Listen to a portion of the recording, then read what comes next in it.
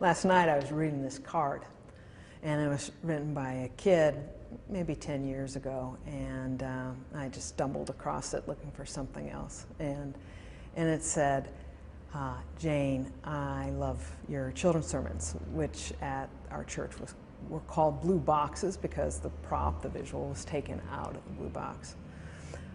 You are so funny. Well, obviously that was encouraging. I liked that a lot. But probably the encouragement that I received, the feedback that I received that I remember most was a mom who came up to me after her daughter had been in children's worship and in the service and seen a number of blue boxes. And I didn't know the mom well, but she said, my daughter came home last week and said, Mom, I want to love Jesus the way Jane loves Jesus. That was an amazing moment for me, that beyond the cleverness of a prop or a creative artistic visual, or even a particularly funny or meaningful blue box, that really what it was is my relationship with Jesus that was shining through.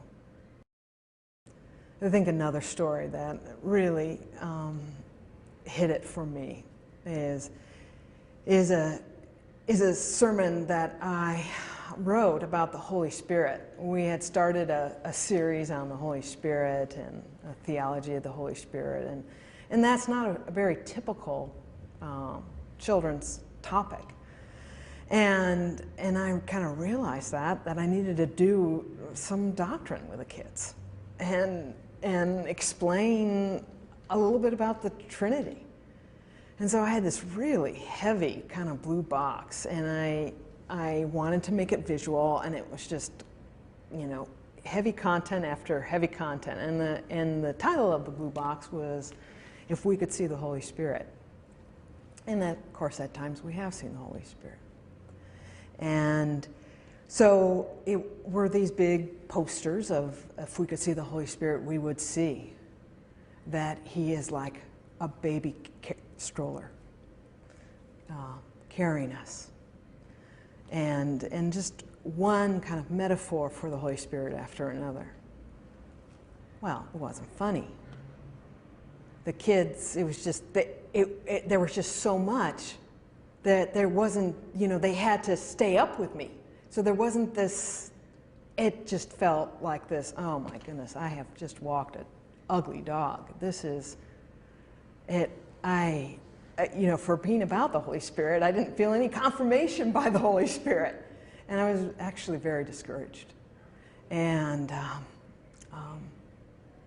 then a grandmother came up to me about an hour later in the service, and I was cleaning up, and again, still feeling like, well, I don't like preaching theology. It was too serious, and it was too meaty and all that. And she said, I've never had it open up to me the way you did it. And now I can refer to those things with my kids and my grandkids. Well, that actually ended up being one of my favorite blue boxes.